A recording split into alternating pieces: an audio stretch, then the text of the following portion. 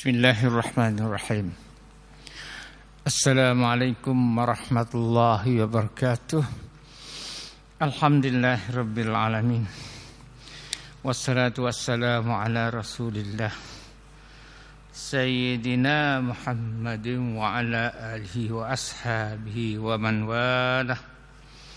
Rabbi shrah li sadri wa yassir li amri wahlul 'uqdatam min lisani yafqahu qawli. Allahumma salli ala sayyidina Muhammad. Allahumma salli ala sayyidina Muhammad. Allahumma salli ala sayyidina Muhammad.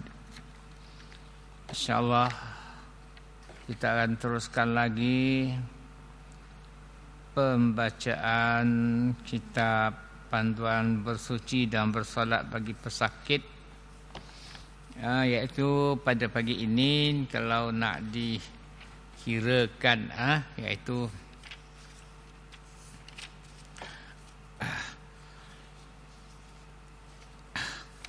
Panduan Bersuci daripada hadas kecil, muka surat 23 lah begini.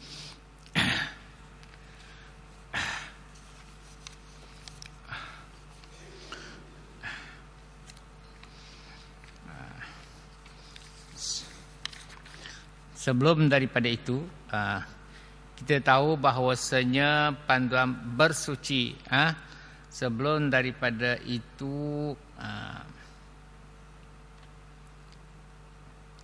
kita ulang kembali syarat-syarat sah solat, iaitu dalam balutan luka yang banyak darahnya,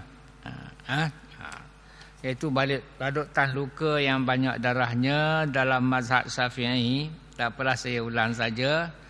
Sembahyang yang pertama, sembahyang dalam keadaan najis, dalam keadaan najis, iaitu najis yang ada pada tubuh kita dan juga dibalut sampailah kepada nampaklah darah-darah di pada balutan itu.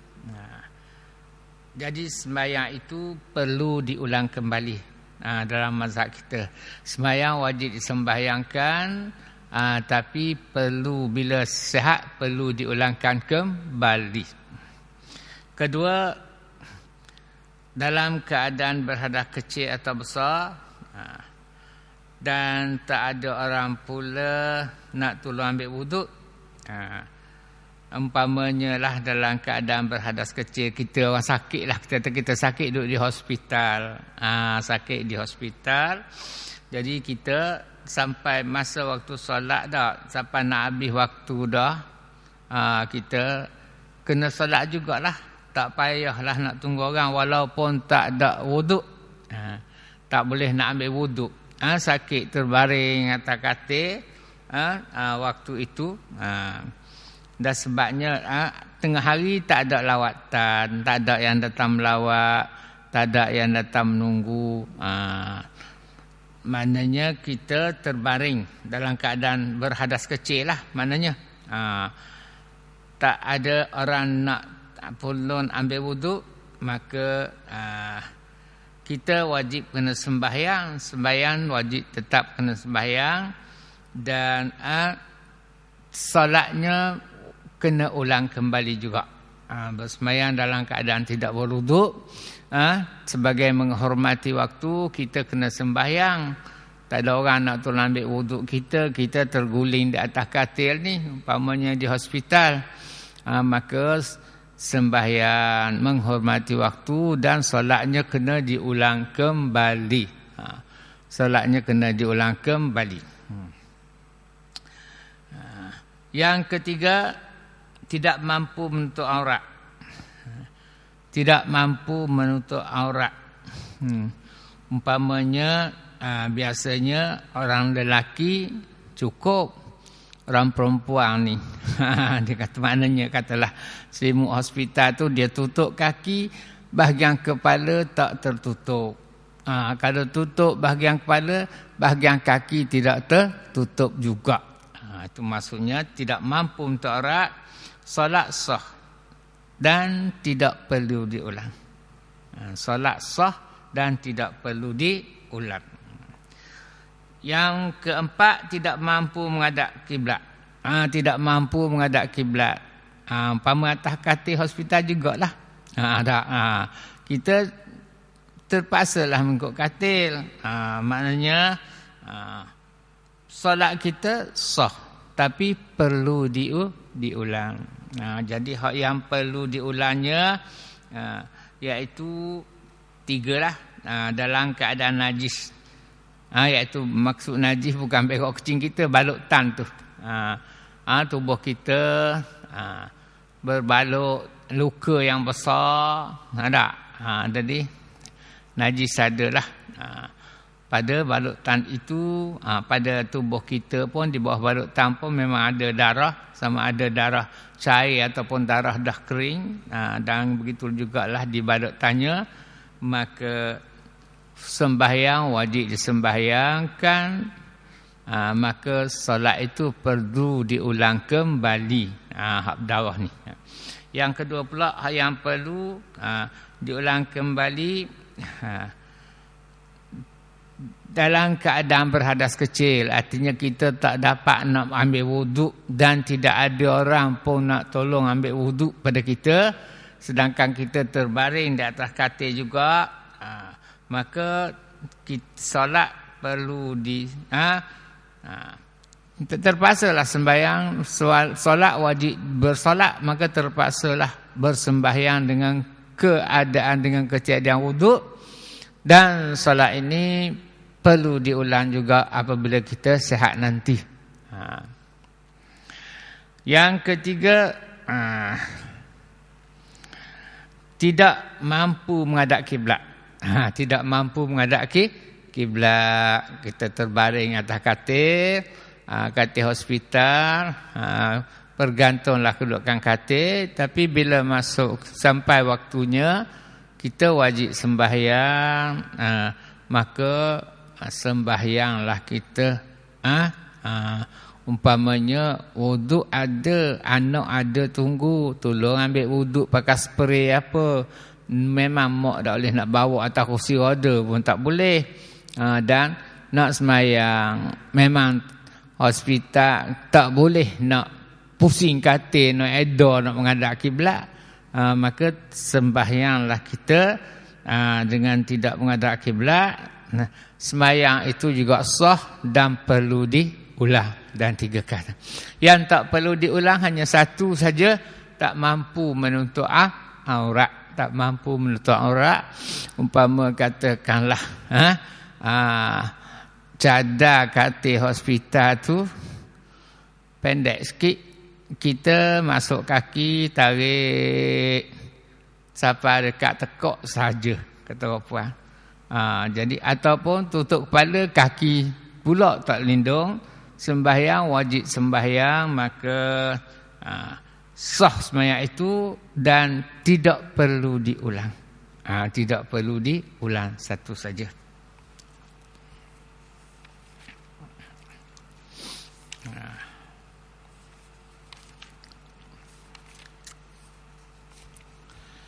Kemudian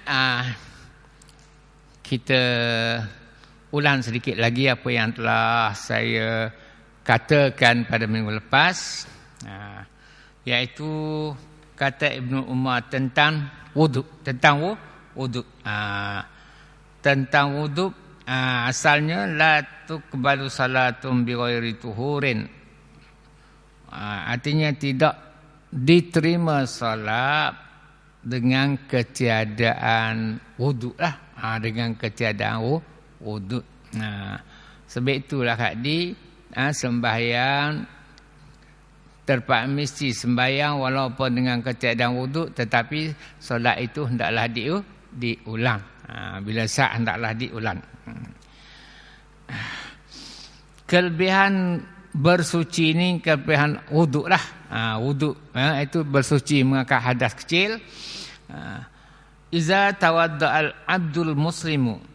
Hadis baginda, iza tawadda'al abdul muslimu awil mu'minu faghasala wajhahu kharajat min wajhi kullu khati'atin nazara ilaiha bi'ainaihi ma'al ma'i aw ma'akhir qatril ma'i aw nahwa haza. Idza ghasala yadayhi kharajat min yadayhi kullu khati'atin batashatha yadahu ma'al ma'i aw ma'akhir qatril ma'i hatta yakhruju naqiyyan minaz zunubi. Dengan hadis tadi, iaitu yang berarti iza tawadda'al abdu, apabila berwuduklah seorang hamba, al muslim, hamba yang muslim, yang beragama Islam, awil mukmin, atau seorang mukmin, fawasala wajahahu, maka dia pun basuhlah mukanya. Kan wuduk, pada wuduk yang pertama fardu membasuh muka. Bila kita basuh saja muka kita, kharajat min wajhi kulli khati'atin, keluarlah daripada mukanya semua kekotoran, kesalahan-kesalahan. Keluar daripada muka itu kesalahan-kesalahan. Yang kesalahan yang mana? Yang dihasilkan oleh dua belah mata. Sebab di muka itu ada mata. Jadi dosa disebabkan bacaan ni masuk sokmo. Yang disebabkan oleh dua mata. Maknanya keluar itu bersama dengan air yang kita basuh tu, kita basuh luruh berderai, maka luruhlah dosa-dosanya, khususnya dosa yang diperbuat oleh mata dan hadis ini. Ataupun akhara qatrin, ataupun dosa itu akan luruh pada titisan air yang terakhir. Titisan air yang terakhir. Atau seumpamanya lah, walau macam mana pun luruh dosa itu bersama dengan air yang dibasuh muka, ataupun luruhnya pada ketika titisan terakhir, yang fokusnya lah bila mengambil wuduk, maka akan luruhlah dosa-dosa kita. Dosa kecil lah ni. Khususnya di muka itu ada dua mata. Jadi dosa yang dihasilkan oleh mata. Tak kira lah sama ada luruh bersama air bila basuh ataupun titisan terakhir, yang matlamatnya luruhlah dosa bila kita mengambil wuduk itu. Apabila basuh yadaih, dua tangan, kharajat min yadaihi kullu khati'atin, maka keluarlah juga daripada dua tangannya itu setiap kesalahan yang dilakukan oleh tangan. Yang dilakukan oleh tangan, sama ada luruh gitu macam tadi tu, luruh selalu ke bersama dengan air, ataupun luruh pada titisan yang terakhir. Sehingga keluarlah, bersihlah daripada dosa. Dia kata, maka dengan hadis ini tahulah kita berapa banyaknya kelebihan mengambil air sembahyang. Dengan hadis ini tahulah kita betapa banyaknya mengambil air, kelebihan mengambil air sembahyang itu sampai bersih daripada segala dosa. Di mana anggota zahir yang memperbuat dosa itu pada muka, mata, telinga, mulut, hidung, tangan dan kaki. Mata, telinga. Jadi mata dan telinga duduk pada muka. Telinga begitu juga. Sebab basuh telinga hak yang sunat basuh pada muka dah termasuk juga dosa-dosa daripada telinga. Mulut pada muka, hidung pun pada muka. Yang luar daripada muka ialah tangan dan kaki. Jadi mata adalah merupakan satu nikmat Allah yang besar. Sebenarnya mata itu satu nikmat Allah yang besar yang dikurniakan Tuhan untuk apa? Untuk melihat keindahan, untuk menuju ke hadapan, mencapai, untuk menuju kita nak tuju ke satu tempat. Tentulah jalan ke depan, bukan ke belakang tak. Itu maknanya nikmat yang paling besar mata tu. iaitu dikenakan iaitu untuk melihat keindahan, untuk kita nak menuju ke hadapan. Dan selama digunakan pada yang diharuskan memandangnya, maka jadilah dia beberapa nikmat. Namun begitu, dan juga perkara-perkara melalui mata juga, iaitu ditaruhkan bagi bekal akhirat. Pahalanya ditaruhkan bagi bekal akhirat. Ini hak pahala yang terhasil daripada mata tadi, iaitu seperti melihat Al-Quran. Melihat Al-Quran dapat pahala, dan baca lagi tengok Al-Quran tu dapat pahala dah. Kalau nak baca pun dengan mata juga, tak ada mata tak boleh baca juga dah. Ataupun melihat dua ibu bapa, melihat kedua ibu bapa mendatangkan pahala untuk bekal di akhirat juga. Dan ketiga, Kaabah. Melihat Kaabah. Jadi 3 benda yang lihat tak perlu pada niat dapat pahala, iaitu melihat Al-Quran, melihat kedua ibu bapa, dan melihat Kaabah. Begitulah juga melihat kepada anak cucu, semuanya itu menimbulkan kasih sayang pula. Menimbulkan kasih sayang pula kepada anak dengan sebab melalui mata.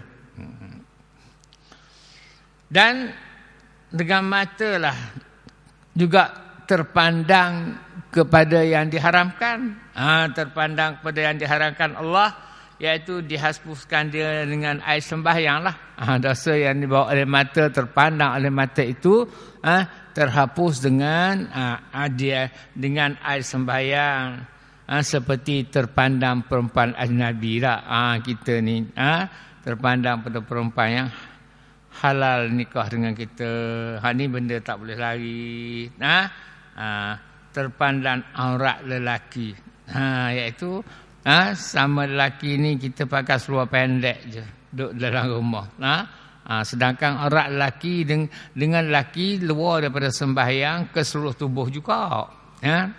Maknanya itu mendatangkan dosa-dosa melalui mata. Maka itu akan dihabiskan dengan mengambil wuduk. Kalau begitu, orang yang tak sembahyang ni beratlah dosa dia, duk timbung seumur, duk luruh dah tak. Itu bahagian dosa hak dak pecong-pecong melalui mata saja. Tak. Kemudian dosa mulut. Dikatakan mulut ini sebesar-besar bala dan sebesar-besar nikmat. Mulut. Di muka dak letaknya dia adalah sebesar-besar bala dan sebesar-besar nikmat.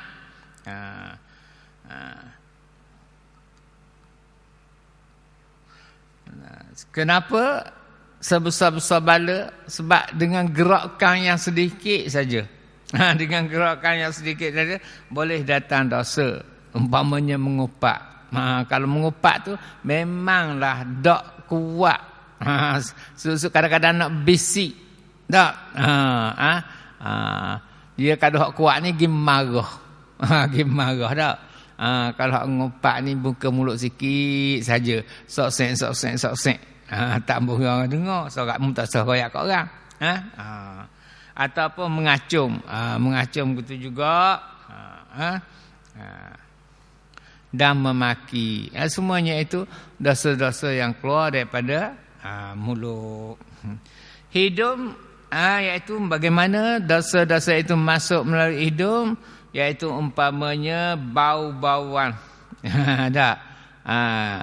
Perempuan yang ajnabi, yang halal nikah dengan kita, lalu ke depan dia yang makan bauan, kita yang menciumnya. Ciuman kita itu mencium sehingga menaik satu rangsangan, nak pandang pula dah. Ataupun kemudian ataupun dia kata curi, minyak atar curi ke, takkannya minyak atar tu kita nak curi, nak ambil tu taruh saja-saja. tentulah tak. Nak pakai, nak ambil baunya. Ataupun bunga pokok orang yang harum. Bunga kenanga je, tak ada benda tuan dia, dah apa kau luruh pun, kita pun getuh. Tapi walaupun kita tanpa izin dia, dan bunga harum memang kita ambil untuk cium, untuk membau, walaupun cium dari hidung ke ataupun buh dalam poket. Semua itu dosa-dosa yang dibawa oleh hidung pada anggota muka. Jadi semuanya itu dihapuskanlah luruh bersama dengan wuduk. Itulah pentingnya bersuci. Pentingnya bersuci ataupun berwuduk ataupun mengangkat hadas kecil. Yang keenam, kepala. Kepala pun menyapu kepala satu rukun wuduk juga. Satu rukun wuduk juga. Sebab apa? Sebab di kepala itulah sebab otak itu selalu memikirkan perkara-perkara yang membawa syahwah. Otak selalu memikirkan tentang perkara-perkara yang mendatangkan syahwah.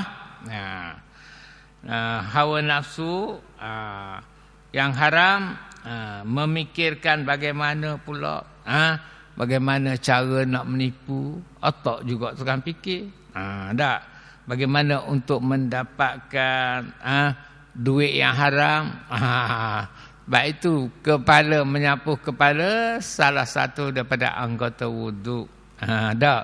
Bagi mazhab Syafi'i kita sikit je tak. Kalau mazhab Hanafi sampai separuh kepala ni kena sapu.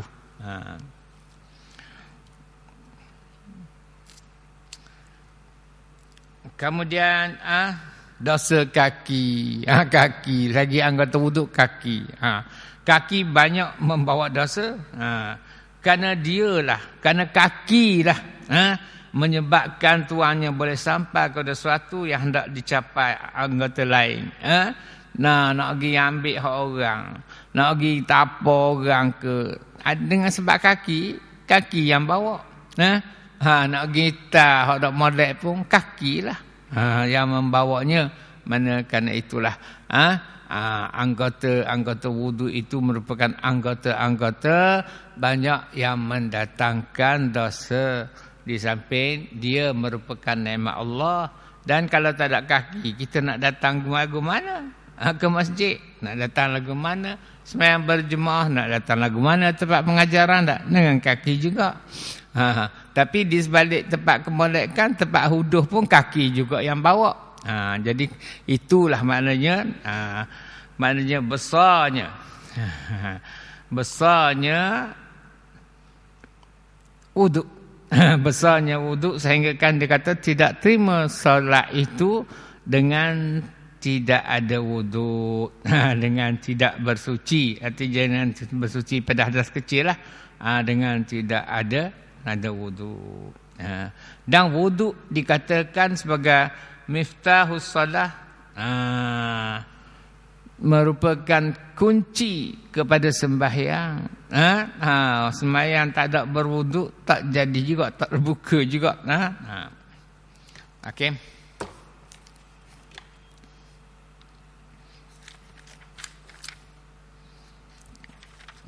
Kemudian kita tengoklah muka surat 23, panduan bersuci daripada hadas kecil. Artinya berwuduklah. Maksudnya bersuci daripada hadas kecil ini berwuduk. Khususnya kepada pesakit. Kepada hal tak sakit ni tak ada apa dah. Cara bersuci daripada hadas kecil ialah dengan berwuduk. Bagaimana cara kita nak sucikan diri kita daripada hadas kecil ialah dengan berwuduk atau bertayammum. Bagi mengharuskan solat. Bertayammum ini bagi mengharuskan solat. Okey. Bersuci daripada hadas kecil itu dengan berwuduk ataupun dengan bertayammum. Tayammum ni khusus untuk mengharuskan solat. Wuduk ialah menggunakan air yang suci lagi menyucikan. Air yang suci lagi menyucikan. Artinya dia itu suci dan dia boleh menyucikan pula kepada najis-najis lah di sini. Khususnya pada 4 anggota. Iaitu muka. Iaitu kita membasuh menggunakan anggota wuduk kita, muka, tangan, kepala dan kaki. Dengan cara yang tertentu menurut syarak. Maka iaitu itulah pentingnya wuduk, ialah menggunakan air suci bagi menyucikan pada 4 anggota. Yang mana 4 anggota itu muka, tangan, kepala dan kaki. Dengan cara-cara yang tertentu, iaitu yang telah saya terangkanlah 4 anggota itu yang mendatangkan nikmat dan juga yang mendatangkan dosa. Jadi dosa akan terhapus dengan basuhan air wuduk pada anggota itu. Sama ada terhapus mengikut ataupun dengan titisan yang terakhir itu barulah turun segala kesalahan. Walau macam mana pun, kok mana pun pendapat mengambil wuduk tetap menghilangkan dosa-dosa yang dihasilkan oleh anggota wuduk itu.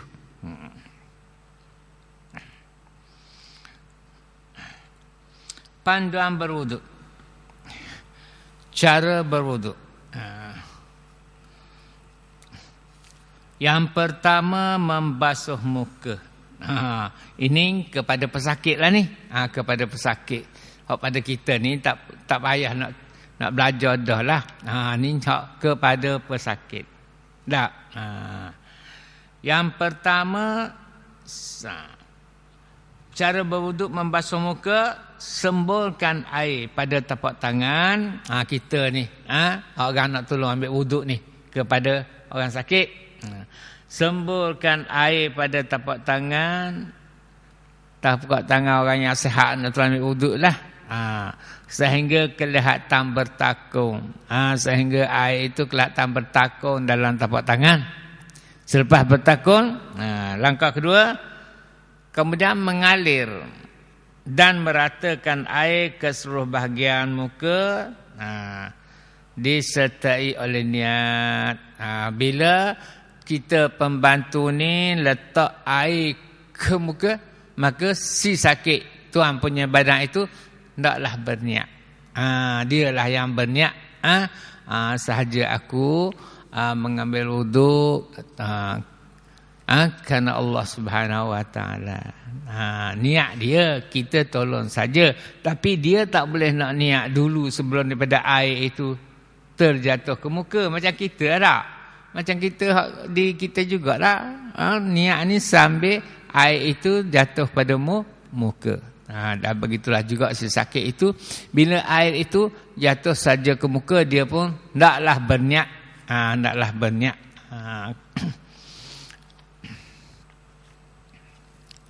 Jadi maknanya kalau pakai spray dak learning nak poknya dak takung dah tapak tangan, dak pedas spray, dak jadi lemah, spray sapu muka, air pun mengalir selalu dak.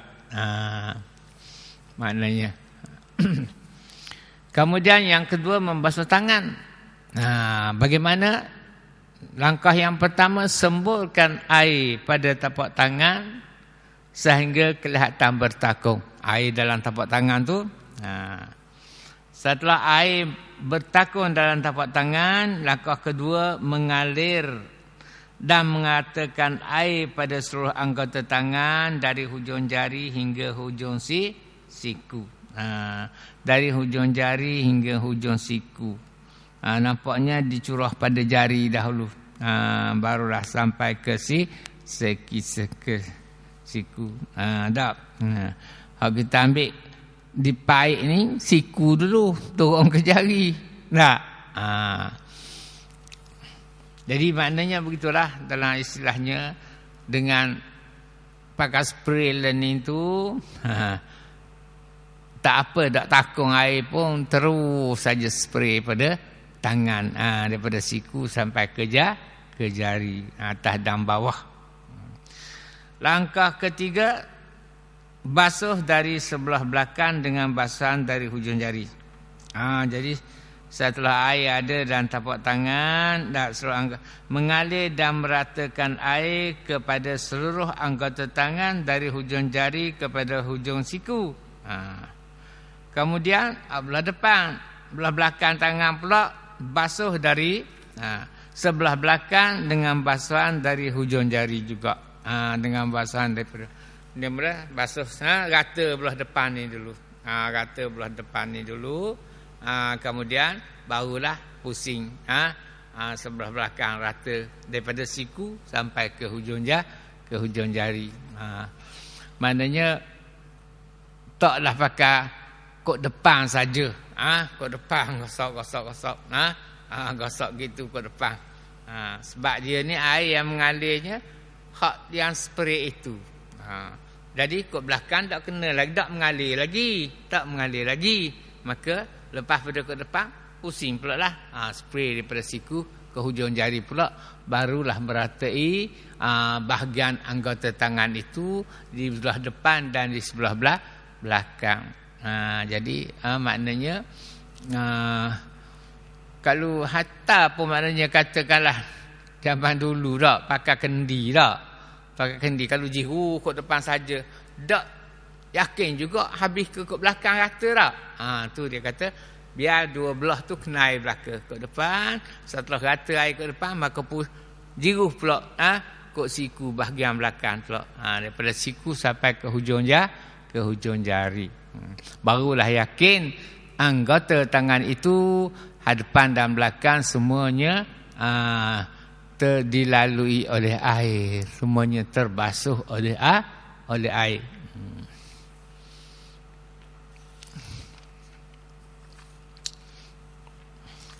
Yang ketiga, menyapu kepala.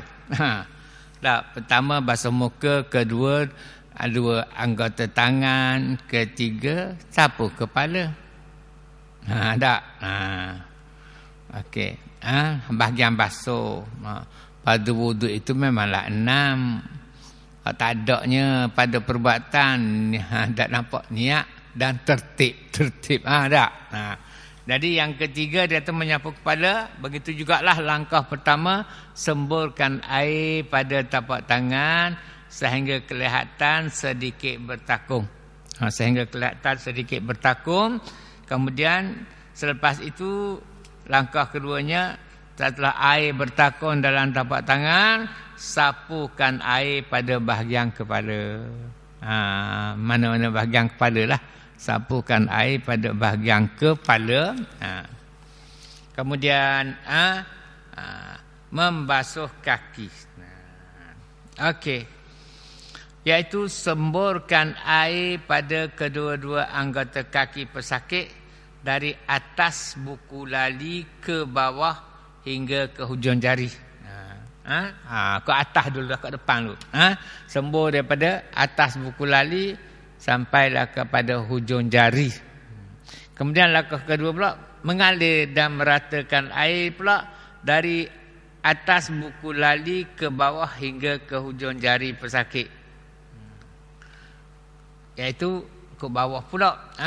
Yang pertama sembur dulu daripada atas sampailah ke hujung jari. Kemudian daripada atas buku lali pula hinggalah ke hujung jari sakit, itu ke bawah pula lah. Ke bawah pula. Itu ke tapak untuk bahagian tapak bahagian tapak kaki. Bahagian tapak kaki maknanya bahagian tapak kaki memang tak rata. Kalau kaki diruh di atas saja, basuh di atas saja. Bahagian tapak tu walaupun nampak kena air tapi ada tempat yang tidak terkena. Maka kerana itulah disuruh basuh pula bahagian tapak kaki. Basuh pula bahagian tapak kaki dan bermula daripada buku lali hinggalah ke hujung jari pesakit. Ketiga, mengalir dan meratakan air pada celah-celah jari kaki pesakit. Kemudian yang ketiga, setelah habis dari atas kita basuh, bahagian bawah tapak kita basuh, hendaklah pula kita mengalirkan air di celah-celah jari pesakit.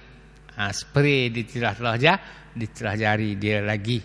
Maknanya bila dengan itu barulah yakin bahagian celah terkena teratalah air pada bahagian celah-celah jari itu. Maknanya ada kehalusannya. Kalau pada biasa kita nampak maka pakai cuah je tak? Dah atas bawah. Dah rupanya celah hujung jari itu. Kena spray lagi supaya yakin seluruh anggota kaki itu dilalui oleh air. Jadi tengok hak tu, bawah hak hitam tu, setiap anggota wuduk yang mesti dibasuh adalah tidak memadai jika hanya disapu. Tak memadai dengan sapu, sebab itu dia mesti dibasuh, artinya mengalir air. Sebab itu menggunakan spray itu satu daripadanya. Dan tidaklah semestinya guna spray tak boleh sapu. Spray itu kita sapu, air mengalir lah turunnya. Tak boleh kata tak boleh sapu, biar air tu sendiri. Maknanya cara tu, maknanya kita sapu adalah sapu pada air yang telah mengalir. Pastikan air mengalir di atas anggota yang dibasuh. Sebab itu nak basuh, bila basuh hendaklah air mengalir tak. Kalau sapu tak mengalir. Air lekat saja. Di atas anggota yang dibasuh sebelum ia diratai di semua bahagian anggota tersebut. Pastikan air mengalir di atas anggota yang dibasuh sebelum ia diratai di semua bahagian anggota tersebut. Mengalir dulu. Biar mengalir dulu, barulah maknanya diberi ratakan. Ini terutamanya bagi mereka yang menggunakan semburan air. Bagi mereka yang menggunakan semburan, dia sembur tu kita pastikan air itu mengalir tu. Air kita sembur tak. Maknanya pesakit boleh meminta bantuan orang lain untuk membantunya berwuduk. Okey. Jadi saya tambah sikitlah bagaimanakah hukumnya membasuh anggota wuduk dengan keadaan berlainan kelakuan. Ada yang basuh sekali, ada yang basuh 2 kali, ada yang basuh sampai 3 kali. Bagaimanakah hukumnya? Kata Imam Syafi'i, yang sempurna, yang dia pilih ialah 3 kali lah. Basuh 3 kali. Kata Imam Syafi'i, aku suka yang membasuh anggota wuduk itu 3 kali. Dan dia adalah lebih afdal. Basuh 3 kali itu lebih afdal. Itu tak ada masalah. Yang basuh sekali sah dah. Basuh sekali sudah sah, menunjukkan telah memadai. Basuh sekali menunjukkan telah memadai. Tapi yang 3 kali yang adalah yang sempurna. Yang sempurna. Hak sekali itu yang memadai. Bila kata memadai sah dah. Tapi Imam Syafi'i kata, aku suka yang membasuh anggota wuduk itu 3 kali. Sebab dia adalah lebih afdal. Yang membasuh anggota wuduk, ada orang basuh sekali, ada orang basuh 2 kali, dan ada pula setengahnya basuh 3 kali. Semuanya itu memadai. Jadi belaka, maksudnya jadi belaka. Kerana yang sekali, sebab apa? Sebab sekali itu telah memadai. Kalau basuh 2 kali pun sahlah, memadai, lebih memadai lagi dah. 3 kali yang lebih baik.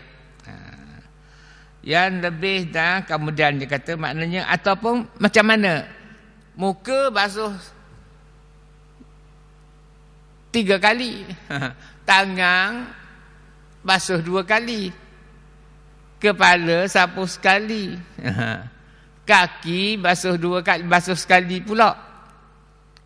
Sah. Sebab apa? Sebab hak sekali itu hak memadai dah. Hak sekali itu hak memadai dah. Jadi tak kali maknanya dia ni tengok basuh muka 2 kali, tangan sekali lalu je. Kepala memanglah biasa sekali lah. Kemudian kaki pula 2 kali je, dak 3 pun sah. Sebabnya sekali telah memadai. Sekali telah memadai. Kalau buat 2 kali tu lebih baik daripada sekali. Bagi anggota itu yang terbaiknya 3 kali. Kata bagaimana pula hak basuh lebih pada 3 sampai 4 kali. Sampai 4 kali basuh satu anggota. Kata Ahmad bin Hanbal, iaitu Imam Hanbali lah, dan Ishaq, basuh ambil wuduk ni tiada lebih daripada 3 kali. Yang lebih ambil lebih daripada 3 kali itu, ambil sampai 4 kali itu ialah yang dibalakan oleh waswah. Orang ambil lebih daripada 3 tu artinya orang ada waswah lah tu. Ada waswah. Itu maknanya walau macam mana pun sah lah. Sebab sekali telah madai. Hak ni nak ambil 2 kali, hak ni nak basuh sekali, awak paling gitu pun tidak. Semuanya adalah sah. Walau macam mana pun saya rasa dari segi pahalanya, hak yang basuh 2 kali pahalanya lebih banyak dapat daripada basuh sekali. Yang basuh 3 kali pahalanya lebih banyak daripada yang basuh 2 kali. Dan yang 3 kali itulah yang lebih afdal. Kata Imam Syafi'i, yang 3 kali itu adalah yang lebih afdal. Dan aku suka yang membasuh anggota wuduk 3 kali, sebab dia adalah lebih afdal. Jadi tak sekatalah pelik dia ni teh, muka tadi 2 kali, tangan sekali, sah dok begitu pula. Sah. Sah belaka. Tapi adalah kelebihannya. Sebab apa sah? Sebab 1 kali telah memadai. Hukumnya asal 1 kali telah memadai.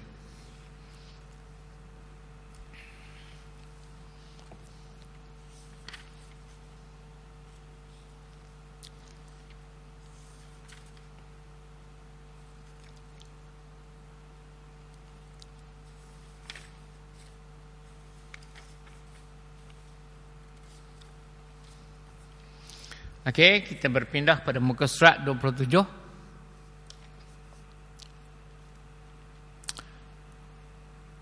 Panduan berwuduk bagi pesakit yang tidak boleh melakukan pergerakan dan memerlukan bantuan orang lain. Ini sepatutnya kita tahulah sungguh-sungguh dah. Sebab benda ni tak boleh nak lari lah, sakit ni.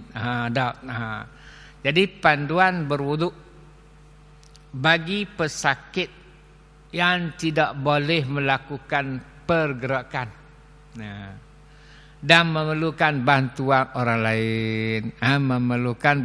orang lain. Cara berwuduk yang pertama membasuh muka lah. Anggota wuduk yang pertama ialah membasuh muka. Langkah yang pertama iaitu semburkan air pada tapak tangan pembatu sehingga sedikit bertakung lah. Cerita juga. Sehingga ada air itu bertakung pada tapak tangan. Langkah kedua, mengalir dan meratakan air ke seluruh bahagian muka pesakit dari atas ke bawah, diratai dengan niat oleh pesakit. Maknanya meratai ni air seluruh bahagian muka tak memadai lah dengan sekali. Sampai 3 kali pun spray. Sekali sampai sini. Sekali. Sini kena sekali lagi. Maknanya begitulah. Barulah rata pada keseluruhannya. Bukan kata sekali dak air itu. Bahkan kalau nak ikut kira dalam tapak tangan ni, tak rata sekaligus. Tak rata sekaligus. Spray lah beberapa kali. Maka curahkanlah ke muka sampai mengalir airnya Kerana katakanlah yang pertama tengah-tengah kita buh ke dagu air itu tu mengalir. Yang kedua sebelah alik belah kanan sampai ke telinga. Dan ketiga belah. Yang ketiga sebelah kiri pula sampai ke telinga turun di bawah kain tak. Barulah rata. Itu pun satu kali lah baru tu namanya.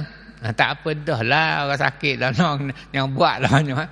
Maknanya menunjukkan air setapak tangan tu tak boleh nak rata seluruh muka ni.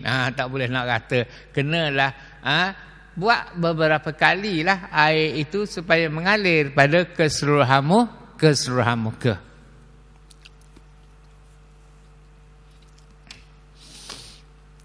Boleh dah Haji Ali? Aduh. Lah kita tu ajar tak. Anak kita ni dia boleh tolong basuh cara nak betul tu kena.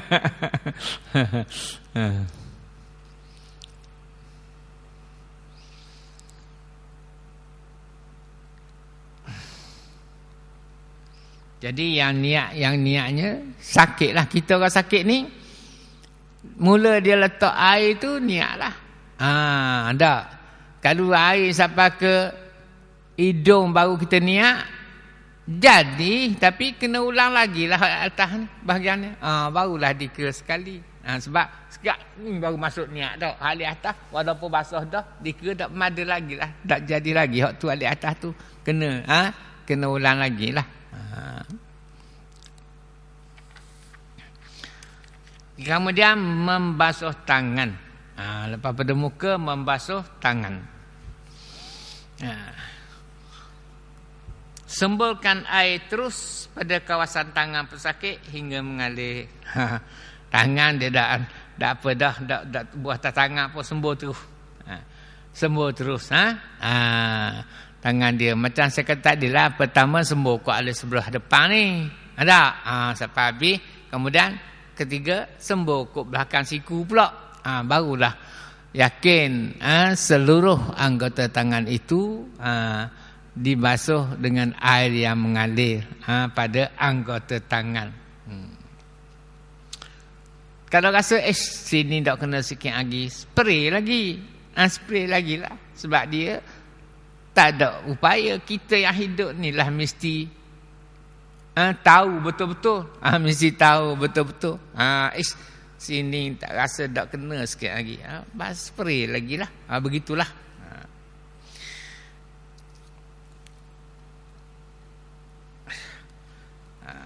Yang pertama dia semburkan air terus pada kawasan tangan pesakit sehingga mengalir. Langkah kedua mengalir dan meratakan air ke seluruh anggota tangan pesakit dari hujung siku hingga ke jari. Yang kedua bawah pula. Yang pertama ke atas. Bahagian atas sembur tu. Tak. Sembur air terus pada kawasan tangan pesakit sehingga mengalir. Bahagian depan lah. Yang kedua mengalir dan meratakan air ke seluruh anggota tangan pesakit dari hujung siku hingga ke jari. Bila kata dari hujung siku ke belakang lah pula. Tak boleh lah nak pakai sembur depan saja rasa cukup dah sampai ke belakang dah. Kena yakin dah. Makna tu tiap-tiap cara berwudu mana kena basuh pada sakit depan dan belakang tangannya. Kemudian menyapu kepala. Langkah pertama semburkan air pada tapak tangan pembatu sehingga sedikit bertakun. Kemudian setelah air bertakun, langkah kedua sapukan air pada sebahagian kepala pesakit. Pada sebahagian. Banyaklah sebahagian kepala. Kalau nak ikut lah begitulah. Memanglah memadai dengan beberapa rak rambut tak. Tapi kalau kita kira kelebihan wuduk tadi, fadilat wuduk tadi, molek basuh banyaklah sebab dalam kepala tu ada otak duk fikir bermacam-macam. Tak kita sebut fikir bermacam-macam cara yang tidak baik, bagaimana nak melakukan penipuan, bagaimana nak semua melalui otak. Nak buat rompokkan pun melalui otak juga. Yang menjadi mastermind. Tak. Kemudian membasuh kaki. Akhirnya membasuh kaki. Cara berwuduk membasuh kaki. Langkah yang pertama, semburkan air pada kedua-dua anggota kaki pesakit dari atas buku lali ke bawah hingga ke hujung jari. Bahagian atas juga dulu ni. Yang pertama, semburkan air pada kedua-dua anggota kaki pesakit dari atas buku lali. Artinya atas daripada buku lali lah. Dari atas buku lali ke bawah, iaitu bawah ke hujung jari. Ke hujung jari.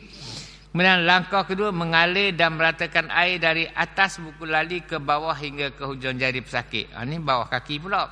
Tapi gambar kita ni gelap. Kalau gambar kita terang boleh nampak lah gambar tu tak. Maknanya kena basuh dua kali jugalah. Atas sekali, bawah sekali. Kena spray atas sekali, bawah sekali. Langkah ketiga, mengalir dan meratakan air pada celah-celah jari kaki pesakit. Yang ketiga spray pula lah. Celah-celah muka, celah jari ibu dengan telunjuk, celah jari telunjuk dengan jari tengah, celah jari tengah dengan celah jari manis, dan celah jari manis dengan celah jari kelingking. Barulah meratai anggota kaki itu. Yang pertama basuh bahagian atas, yang kedua basuh bahagian bawah pun daripada buku lali juga sampai ke ujung jari, dan yang ketiga basuh di celah-celah jari. Barulah berata anggota kaki itu pada wuduk pada anggota kaki. Rasa jelas dah tak? Mana tahulah sedikit kita caranya tak. Lama kini tak tahu dengan cermat lah. Ini kita kata boleh dah dengan cermat lah. Maknanya terutama basuh muka. Tak cukup dengan sekali tuang air. Tak melebar. Tak. Mungkin sampai 3 kali. Sebabnya nak pergi sampai ke ujung telinga ni. Tak. Sini. Dia mengalir lah. Yang penting mengalir air. Bukan pakai sapu dak. Bukan pakai sapu dak. So bila kata membasuh, hendaklah air itu mengalir.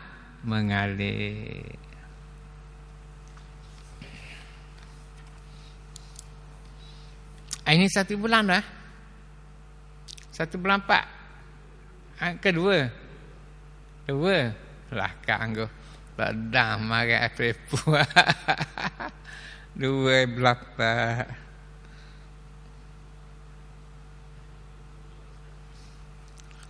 Ya?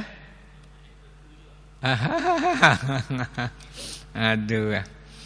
Okey.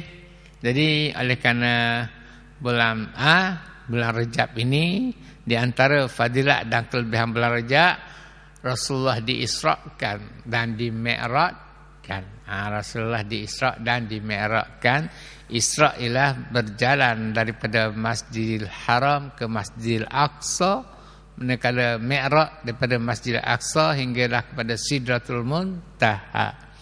Jadi saya sama-sama lah penceramah hanyalah sempat saja menyatakan Isra' saja, sebab masa antara Maghrib Isya tu pendek lah. Dia pun jadi pada hari ini saya nak baca tentang Mi'raj. Ambil Mi'raj. Mungkin Mi'raj ni kita jarang sangat dengar dengan detailnya. Dengan detail. Jadi Mi'raj ialah daripada Masjidil Aqsa ke ke Sidratul Muntaha. Sidratul Muntaha.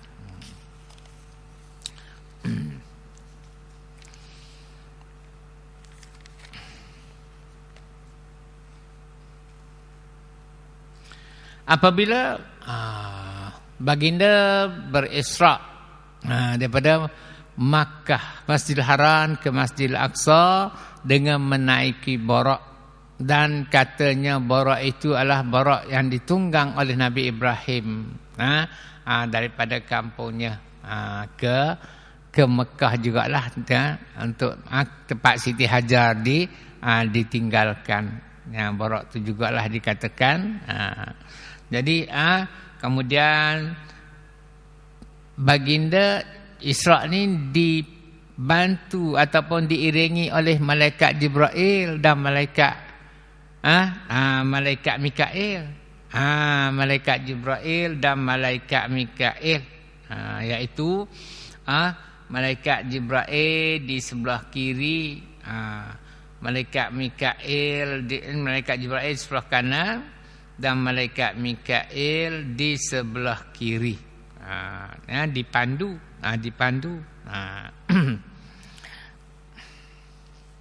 Maka sampailah, katanya, direngkaskan, sampailah kepada Madinah Baitul Maqdis. Bila sampai, masuklah Rasulullah, Jibril, Barak ke dalam kota lah, masuk ke pintu kota Baitul Maqdis. Daripada pihak kanan, kemudian berjalan sampailah kepada masjid. Barulah daripada pintu kota Masjidil Aqsa tu, maka tak naik barak lah, berjalan lah. Barak pun heret je lah pula. Ada terbang dah lah. Sampailah kepada masjid. Lalu turunlah daripada barak, dan ditambaknya Jibril menambakkan barak itu. Pada mulanya baginda Jibril menambak barak itu pada halakah pintu masjid. Kemudian lepas pada tu baginda pun bawa masuklah Rasulullah ke dalam masjid. Jibril bawa masuklah Rasulullah ke masjid, dan Jibril datang kembali, hurai ikatan barak pada pintu masjid itu. Lalu baginda pun menebukkan batu dengan jari. Satu batu ditebuk dengan jari dan berlubanglah jari batu itu. Lalu baginda pun tambaklah barak itu. Baginda pun Jibril pun tambaklah barak itu pada batu, dan Jibril pun kembali pula pada baginda. Pada masa itu baginda berdiri di dalam masjid. Lalu Jibril pun pimpin tangan baginda masuk ke dalam masjid. Kemudian baginda dan Jibril pun bersembahyanglah. Kalau kita macam tahiyatul masjid lah. Kita anda gitu, bersembahyang 2 rakaat. Setelah selesai saja keduanya sembahyang, sekejap saja selepas sembahyang, maka dilihat penuh masjid itu. Dilihat penuh masjid daripada penuh dengan manusia. Mulanya dia 2 orang sajalah. Habis saja bagi salam sekejap, dia tengok penuh, memenuhi masjid itu dengan manusia yang amat banyak. Maka mengetahuilah akan Nabi. Kemudian maka lepas pada itu, jadi maknanya ada penuh tu, ada yang tengah rokok, ada yang tengah sujud, ada yang tengah rokok, ada yang tengah sujud. Kemudian maka lepas pada tu Jibril pun azan. Jibril pun azan, ibarat azan subuh lah. Jibril pun azan. Tak kala daripada selesai daripada azan, maka dia qomat pula. Jibril qomat pula. Maka semuanya hak semayang penuh masjid sana berdiri belakalah.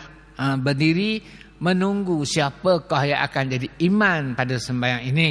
Beri untuk menunggu siapakah yang menjadi iman sembahyang itu. Lalu Jibril pun peganglah tangan Rasulullah, bawalah ke hadapan di tepi mihrab. Di tepi mihrab, maka sembahyanglah Rasulullah menjadi imam. Masing-masing pun sembahyanglah sebanyak 2 rakaat lah. 2 rakaat. Diriwayatkan daripada Ka'ab al-Ahbar, dia kata tak kala Jibril bang tu, turun segala malaikat daripada langit. Dan berhimpunlah kepadanya segala anbiya, segala rasul. Dah ramai berapa? Bilangan Nabi 124,000 orang. 124,000. Daripada 124,000 orang itu 313 dibangkit menjadi rasul.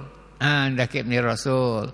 Tapi kita diwajib mengetahui 25 orang saja yang mana namanya itu tersebut dalam Al-Quran. So kita wajib mengetahui 25, iaitu nama-namanya ada yang tersebut dalam Al-Quran. Malaikat turun belaka, dah malaikat tak kisah dia ramai mana pun, sebab dia daripada nur. Tak kepik mana dia duduk, tak ada apa kita ni. Jadi setelah sembahyang, lalu Jibril pun bertanyalah kepada Rasulullah, siapakah orang yang, adakah kamu tahu siapakah orang yang bersembahyang di belakangmu itu? Baginda menjawab, saya tidak tahu. Lalu Jibril beritahu, dia kata, sembahyang di belakang kamu itu tiap-tiap nabi yang dibangkit akan dia oleh Allah Subhanahu Wa Taala. Nak menggambarkan hebatnya Nabi Muhammad, sehingga semua para nabi dan rasul menjadi makmum kepadanya. Baginda yang menjadi iman. Sabahlah dia Khatamul Anbiya wal Mursalin pun, dan jadi semuanya menjadi makmum kepada baginda. Kemudian diangkatlah kepada, setelah memuji kepada Allah Subhanahu Wa Taala, maka baginda pun di-mi'rajkanlah pula. Di antara mi'raj ni daripada perjalanan baginda daripada Baitul Maqdis ke Sidratul Muntaha. Dan mi'raj jugalah nama kepada tangga yang membawa baginda daripada Baitul Maqdis kepada Sidratul Muntaha. Tangganya itu juga bernama mi'raj, iaitu tangganya itu diambil dibawa datang daripada Jannatul Firdaus, daripada surga Firdaus.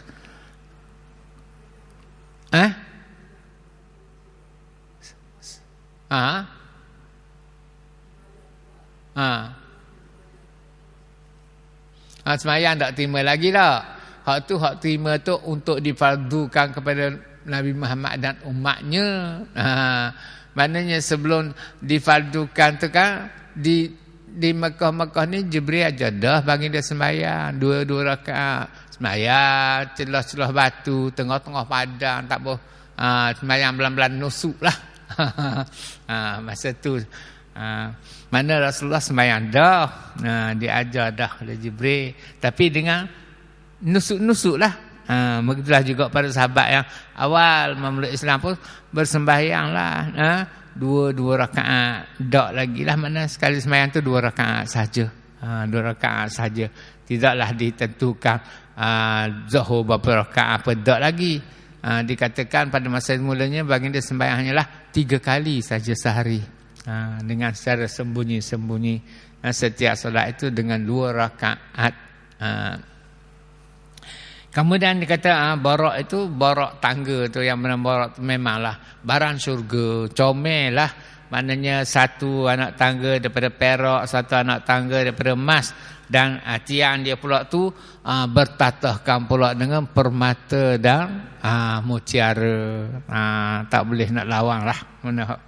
Kemudian naik sampai ke langit yang pertama. Diringkaskan, di langit yang pertama baginda berjumpa, melihat Nabi Allah Adam. Pada langit yang pertama baginda melihat Nabi Allah Adam yang merupakan Abul Bashar, bapa kepada semua manusia. Kemudian apabila meletakkan maka diletakkan atasnya,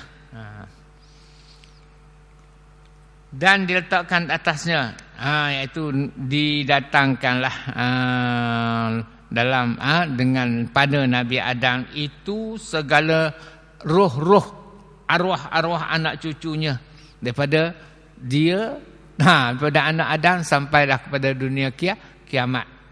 Diperlihatkan, maka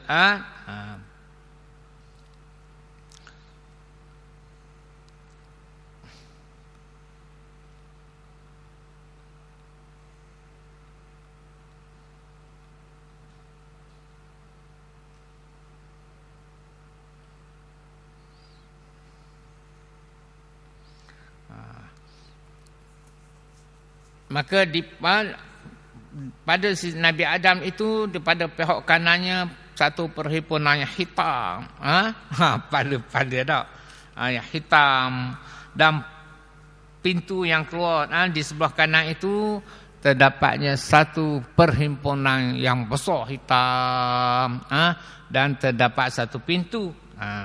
Daripada pintu itulah keluarnya bau yang harum, bau yang harum. Pintu tu tak tahulah sebesar mana tak. Maknanya sebesar dunia pun tak tahu. Tak. Bau yang harum. Kemudian di sebelah kiri satu perhimpunan yang ramai juga, berhitam juga. Dan pintunya pula ada pintu juga. Sebelah kiri itu keluar daripadanya bau yang busuk. Daripada pintu itu, maka apabila Adam melihat di sebelah kanan, pada pihak kanan dia pun tertawa, tersenyum dan tertawa, sukalah. Dan bila melihat pada kirinya, duka cita ia dan menangis. Maka Rasulullah pun beri salamlah kepada Nabi Adam. Setelah itu sabdanya, lepas pada itu lalu Rasulullah pun bertanya kepada Jibril, "Hei Jibril, siapa ini dan apa hitam ni? Dan apa pintu ini?" Lalu Jibril jawab, "Inilah bapa kamu Adam, dan yang hitam itu segala ruh anak-anaknya, dan hak di sebelah kanan itu adalah ahli syurga, di sebelah kiri itu ahli neraka." Maka apabila melihat Nabi Adam tengok pada sebelah kanannya, dia pun tertawalah, sukalah, gembiralah. Apabila melihat pada kirinya, menangis ia. Dan pintu yang sebelah kanan itulah pintu kepada syurga. Hak sebelah kiri itu pintu kepada neraka. Bau harum itu, dia kata, dan busuk itu, yang harum itu adalah bau syurga, dan yang busuk itu di sebelah kiri, pintu di sebelah kiri itu adalah bau neraka.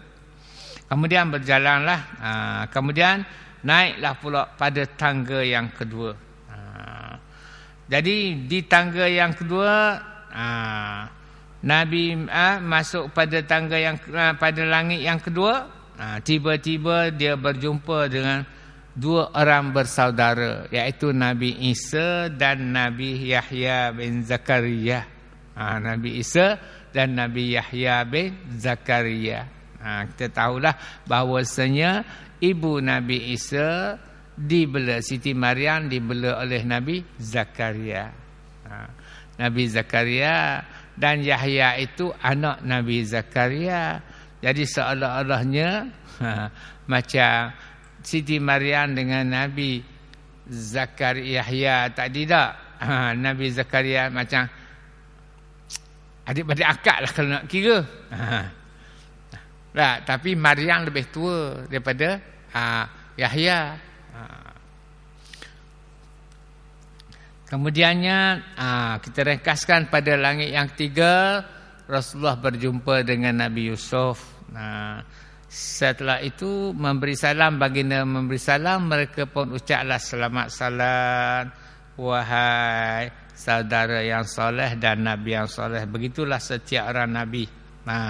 Naik pada langit yang keempat, maka Rasulullah pun berjumpa di langit yang keempat. Rasulullah berjumpa dengan Nabi Idris. Langit yang keempat berjumpa dengan Nabi Idris.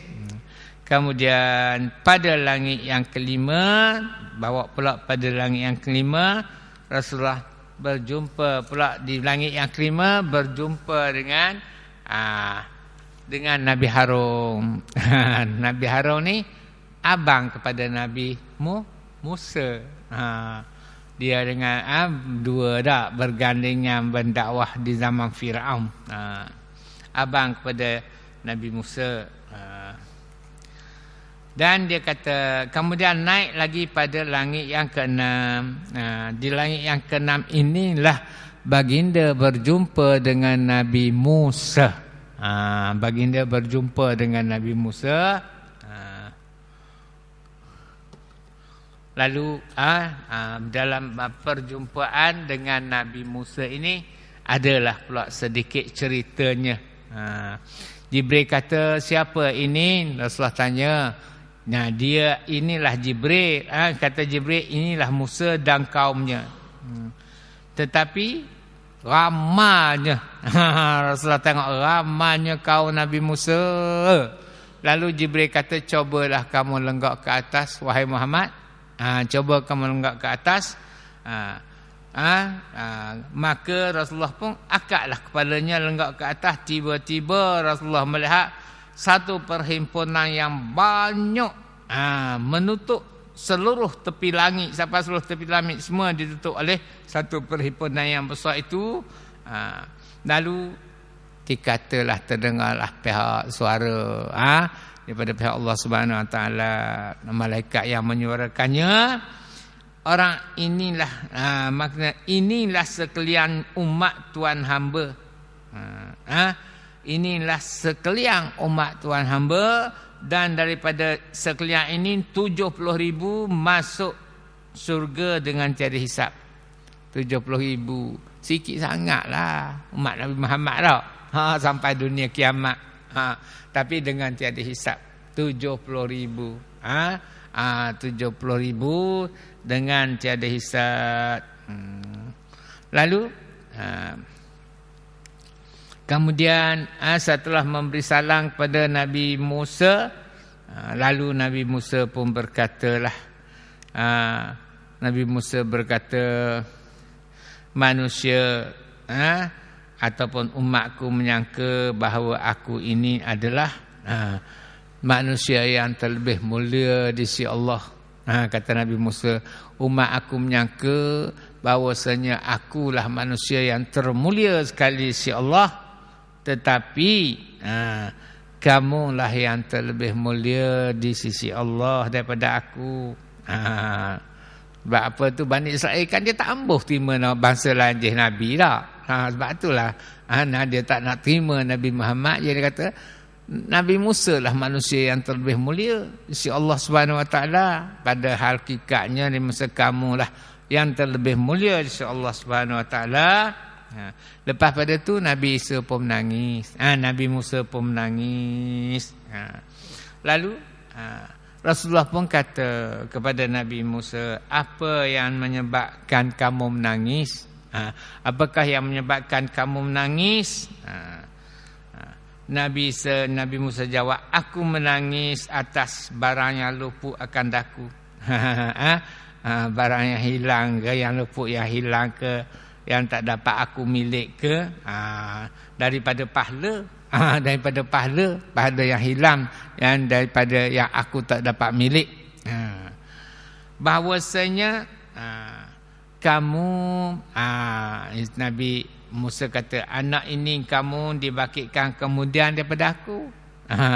Kamu ni dibangkitkan kemudian daripada aku. Dah, lepas Nabi Musa baru Nabi Isa, lepas Nabi Isa baru Nabi Muhammad. Dah. Kamu dibangkit kemudian daripada aku, tapi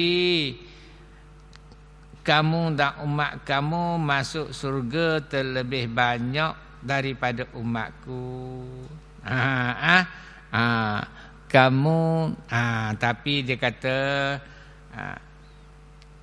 kamu dibangkitkan daripada kemudian daripada aku, masuk mereka itu surga daripada umatnya terlebih banyak daripada umatku. Tapi umatmu lebih banyak masuk surga daripada umatku. Inilah Nabi Musa kata, aku menangis ni dengan sebab kehilangan keluputan pahala ni. Dan Bani Israel menyangka bahawa aku adalah terlebih mulia anak Adam di sisi Allah. Padahal kamulah anak Adam yang tapi yang ternyata kamulah merupakan anak Adam yang paling mulia di sisi Allah Subhanahu Wa Taala. Kamu dibangkitkan terkemudian daripada aku. Semasa di dunia dahulu kamu dibangkitkan terkemudian daripada aku menjadi Rasul. Dan terkemudian daripada aku semasa dunia. Dan Di akhirat pula aku kediam pula daripada kamu. Aku dan umat aku kediam pula daripada kamu dan umatmu masuk syurga.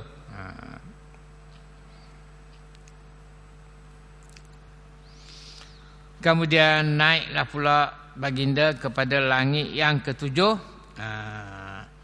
Bila naik pada langit yang ketujuh, maka baginda pun melihatlah terpandang Nabi Ibrahim Khalilullah sedang duduk bersandar belakangnya, menyandar belakangnya di Baitul Ma'mur. Nabi Ibrahim sedang menyandarkan belakangnya di Baitul Ma'mur. Dan dikatakan Baitul Ma'mur ini Kaabah lah, Baitullah lah bagi para malaikat. Kita Baitullah, Kaabah kita di dunia, dia nulah Kaabah di Masjidil Haram. Walau macam mana pun dia kata antara Baitullah ni dengan dengan Baitul Ma'mur tu tentang betul-betul bersetetangan. Seandainya dijatuhkan batu, jangan royak hok jatuh melari angin apa dak, maknanya nak royak bersetetangannya. Seandainya dijatuhkan batu daripada Baitul Ma'mur itu jatuh tepat atas Kaabah. Jatuh tepat atas Kaabah. Dan nak bagi tahu ramanya pula malaikat ni, setiap hari malaikat ini memasuki Baitul Ma'mur sebanyak 70,000 setiap hari. 70,000 malaikat. Dan macam kita buat haji lah, 70,000 malaikat ni, dan yang masuk hanyalah sekali saja. Setiap malaikat itu dapat masuk sekali saja, tak boleh dah nak ulang-ulang. Nak bagi tahu ramanya malaikat ni. Macam kita Mekah ni boleh tahan nak pergilah asal mampu tak, berapa kali seorang pun boleh tawaf Kaabah. Tapi malaikat boleh masuk Baitul Ma'mur sekali saja. Sampailah dunia kiamat, setiap orang, setiap satu malaikat boleh masuk sekali saja. Nak royak ramanya. Jadi kemudian bila Nabi Muhammad beri salam kepada Nabi Ibrahim, apa yang dijawab oleh Nabi Ibrahim kepada Muhammad, jawab salamnya marhaban bil ibni salih wan nabiyyi salih, yang berarti selamat datang wahai anak yang soleh dan nabi yang soleh. Hak nabi-nabi lain semuanya jawab kepada Rasulullah marhaban bil akhi salih, selamat datang kepada saudara yang soleh. Nabi Ibrahim seorang sebut selamat datang dengan anak yang soleh. Kenapa? Sebab Rasulullah itu adalah titisan dia. Rasulullah itu adalah titisan Nabi Ibrahim melalui Nabi Ismail. Jadi Nabi Ibrahim pun berkatalah kepada baginda Rasulullah, dia kata, hai anakku, bahwasanya engkau berjumpa dengan Tuhan engkau pada malam ini. Nabi Ibrahim kata, anakku, pada malam ini kamu berjumpalah dengan Tuhan kamu, dan bahawasanya umatmu itu, Nabi Ibrahim kata, umat yang akhir sekali dan paling lemah sekali, paling dhaif sekali di segi kekuatan tubuh badan. Kita lah paling lemah dah. Kalau nak tengok umat Nabi Musa yang duduk tinggal piramid itu berapa gagah. Tarik buat naik dah, sehingga satu menjadi satu ajaib di dunia. Tapi dia kata umatmu ni umat yang akhir dan umat yang paling dhaif, Nabi Ibrahim kata. Jadi sekiranya kamu kuasa, kamu mampu, Nabi Ibrahim kata, kamu mintalah hajatmu untuk umatmu. Mintalah dengan apa hajat kamu untuk kebajikan umat kamu, kata Nabi Ibrahim. Dan Nabi Ibrahim pun pesan lagi. Kemudian selepas itu Nabi Ibrahim pesan lagi pada Nabi Muhammad.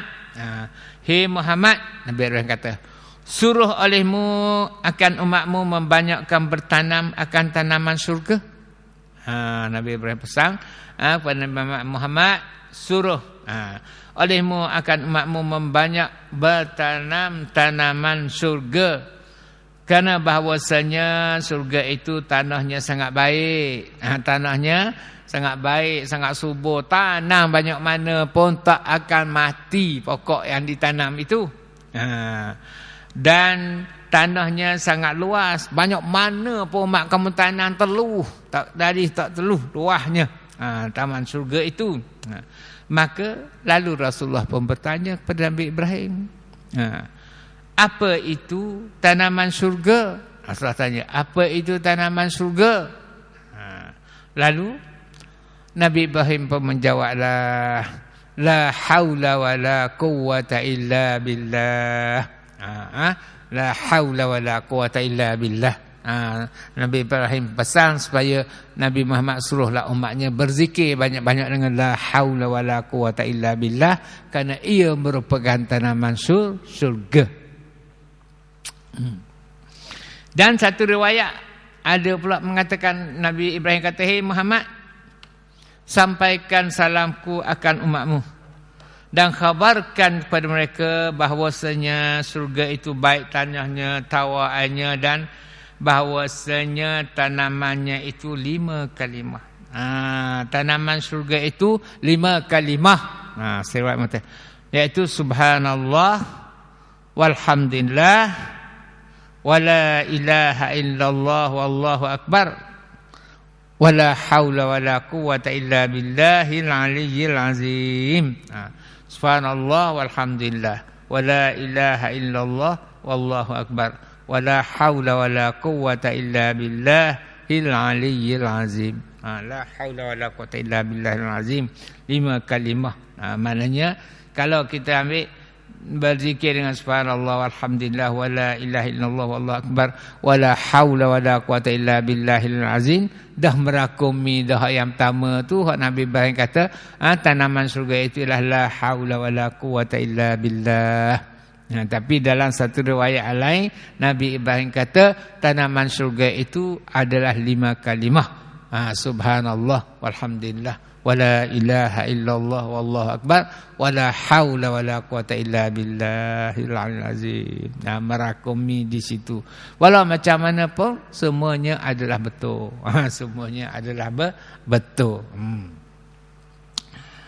Kemudian selepas itu baginda pun kata Nabi Ibrahim, ditanamkan bagi orang yang membaca akan dia ni subhanallah tadi, tiap-tiap kalimah 1 pohon kayu.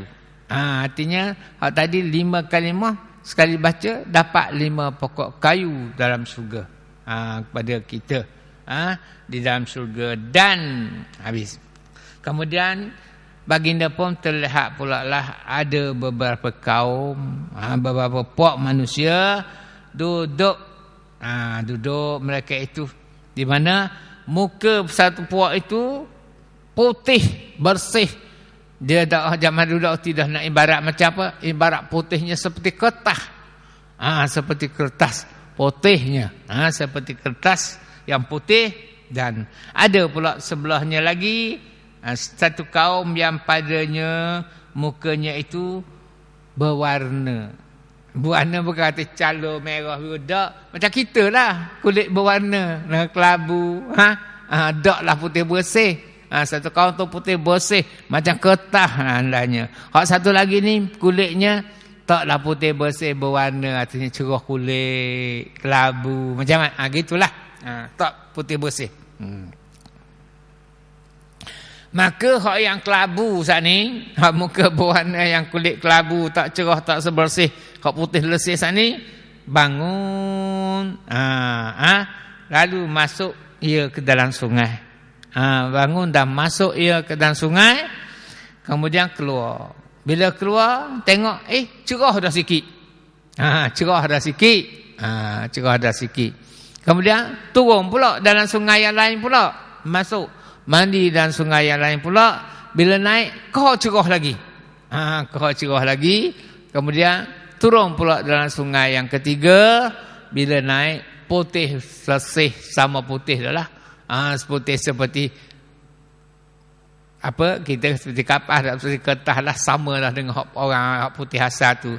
Bila dah jadi sama putih, maka dia pun pergilah masuk dalam, duduk bersama dengan golongan yang putih tadi. Tak ada beza dah. Tak ada beza dah. Begitu. Maka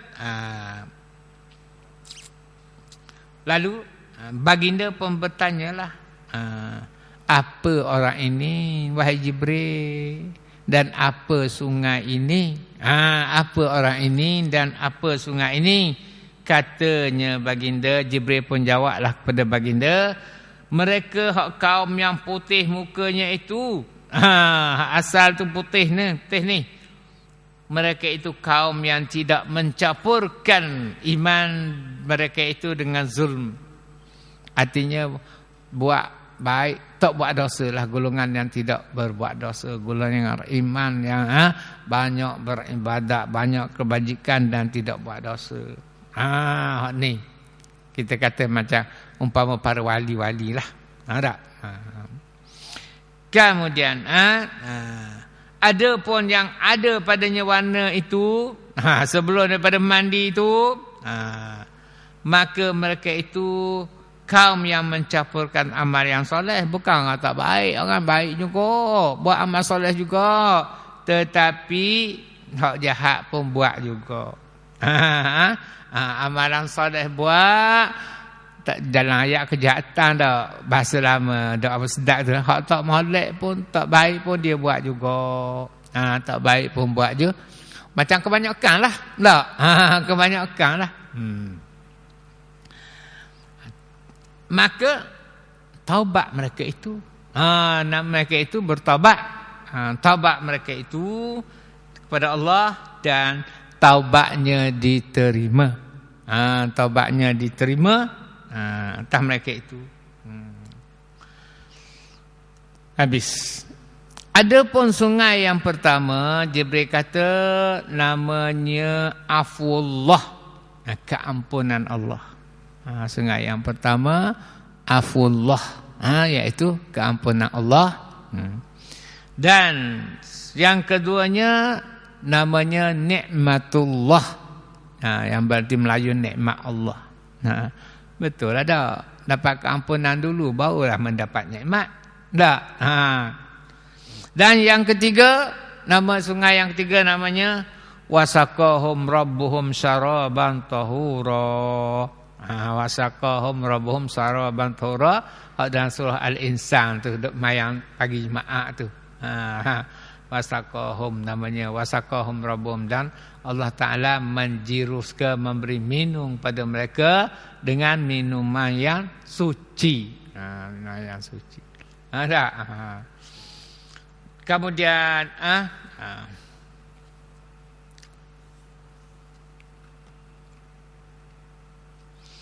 di langit yang 7 belaka ni. Kemudian itu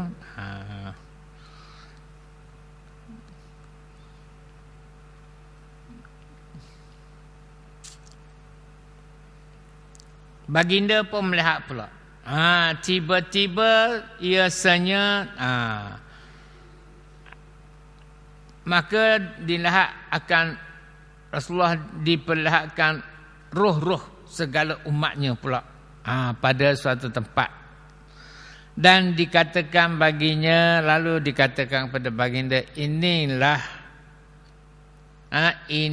tempat Tuhan hamba dan tempat umat Tuhan hamba.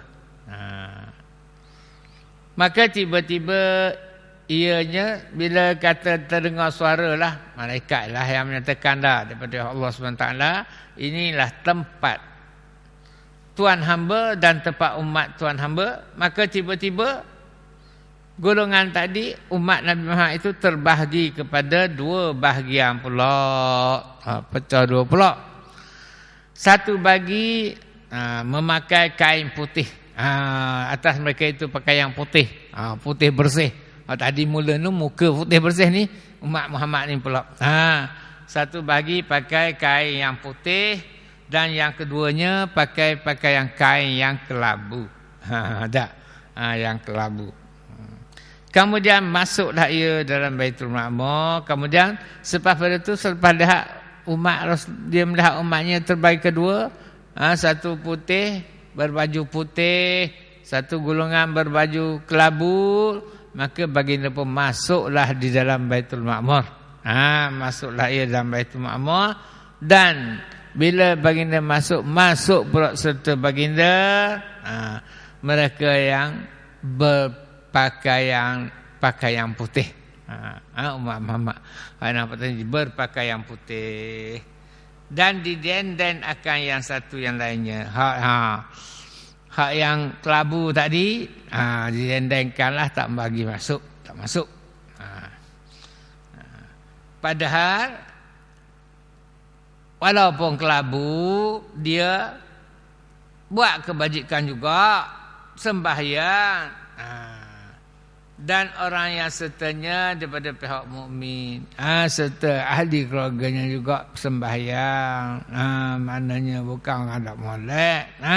Tapi macam tadilah, hak tak kelabu tadi bukan tak molek, buat kebajikan tapi pergi buat juga hak tak molek. Hak ni pun lebih kurang lah andaiannya, hak kelabu ni.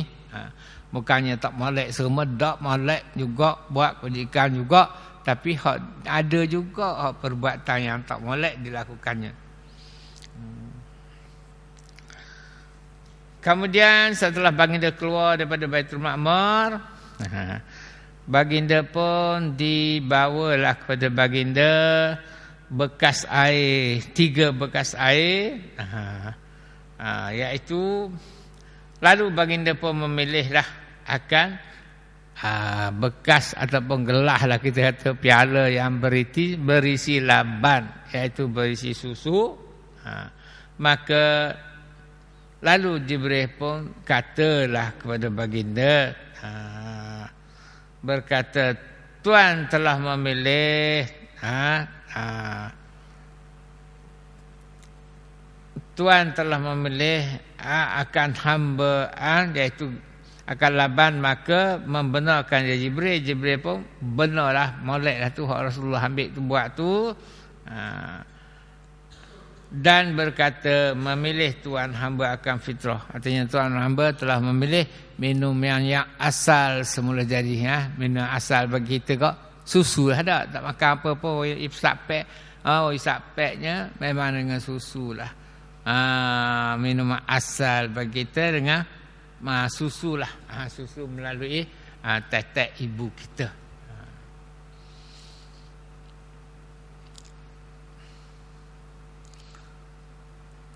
Lalu kemudian diangkatkan pula lah setelah minum, baginda pun diangkatlah pula kepada langit yang ke-8. Diangkat pada langit yang ke-8, iaitu di langit ke-8 itu terdapatnya kursi. Kursi, dan kursi itu letaknya bersetentangan dengan dahan pokok Sidratul Muntaha. Kenapa dinamakan Sidratul Muntaha? Sidratul artinya pokok bidara, Al-Muntaha yang penghabisan. Pokok bidara yang penghabisan, iaitu malaikat yang tinggal daripada bawah langit yang pertama ni boleh naik sehinggalah kepada pokok bidara itu sahaja. Dan malaikat yang daripada atas sana boleh turun ke bawah kepada pokok bidara itu sahajalah. Jadi apa-apa pun perintah Allah dibawa turun sehingga kepada pokok bidara itu lalu diterimalah oleh malaikat bawah itu. Khususnya wahyu diterima oleh malaikat Jibril. Kerana itulah dikatakan dinamakan bidara penghabisan. Penghabisan boleh naik ke atas bagi malaikat yang tinggal daripada langit yang pertama sampai langit yang ketujuh. Kemudian penghabisan juga tempat boleh turun malaikat yang di atas sana. Turun ke bawah pun sampai satu dekat Sidratul Muntaha itu sahaja. Kerana itu dinamakan dia pokok bidara yang penghabisan. Itu saja. InsyaAllah panjang umur kita dengar pula lah. Kita dengar pula lah, sambung sikit lagi baru pada langit yang ke-8. Sekianlah. Wabillahi taufiq hidayah. Wassalamualaikum warahmatullahi wabarakatuh. Apa yang baik itu semuanya daripada Allah SWT, dan jika ada yang tidak baik itu adalah daripada kelemahan diri saya sendiri. sebermohon keampunan pada Allah Subhanahu wa taala. Astaghfirullahalazim allazi la ilaha illa huwal hayyul qayyum wa atubu ilaih. Amin ya rabbal alamin. Bismillahirrahmanirrahim. Alhamdulillahi rabbil alamin. Hamdan yuwafi ni'amah wa yukafi'u mazidah. Ya Rabbana lakal hamdu kama yanbaghi li jalali wajhika wa azimi sultanik. Allahumma salli ala sayyidina Muhammadin wa ala sayyidina Muhammad. Allahumma fir lana dhunubana wa liwalidina warhamhum kama rabbawna shighara.